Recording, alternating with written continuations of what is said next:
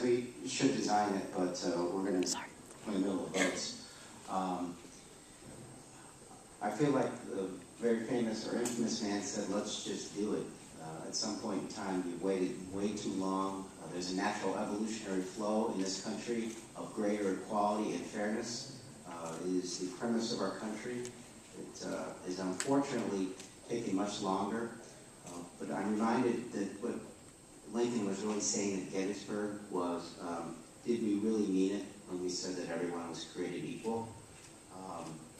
So the critical junctures in our country were tested to that point, and I think this is one of those.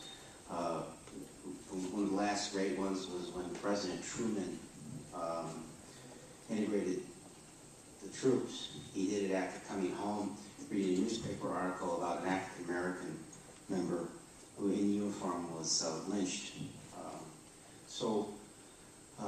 What better time than now to pronounce our belief that we continue this evolution, that we do believe and we will treat everyone equally, and that we believe in immigration reform, and that we believe in it for everyone. The whole premise of immigration, if one group is to point to the Statue of Liberty and say, that's what this is about, they sure can't say, but only for us. It would be the height of contradiction. So for me, it's about all of us, it's about now, and it's about time. Thank you.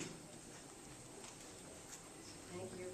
Thank you so much. Thank you, Congressman Quigly. And it's really my pleasure to introduce Karen Narasaki, the head of the Asian American Justice Center and an esteemed leader in the fight for equal immigration reform for all families. Thank you, Rachel. As she noted, I'm president of the Asian American Justice Center, which is a member of the Asian American Center for Advancing Justice. And we join with our affiliates and our congressional leaders here today in an urgent call for action for support of legislation that addresses the broken family immigration system. The chronic, inadequate number of family visas keeps spouses, children, and siblings of citizens and green card holders separated for years, and in many cases, decades.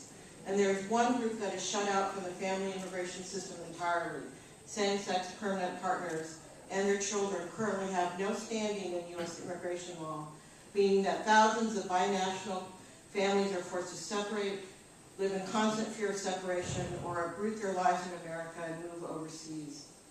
At its heart, the Uniting American Families Act is about keeping families together.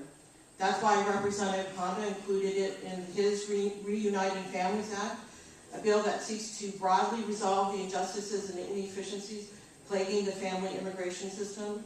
That's why Senator Schumer and members of the Senate Democratic leadership included a provision on reunification of LGBT binational families in their bipartisan blueprint for comprehensive immigration reform that was unveiled earlier this year.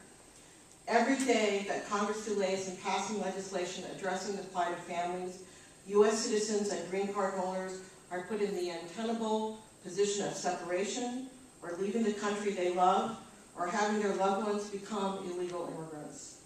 The discrimination LGBT families face under our current immigration system undermines our most basic American values of family, equality, and justice.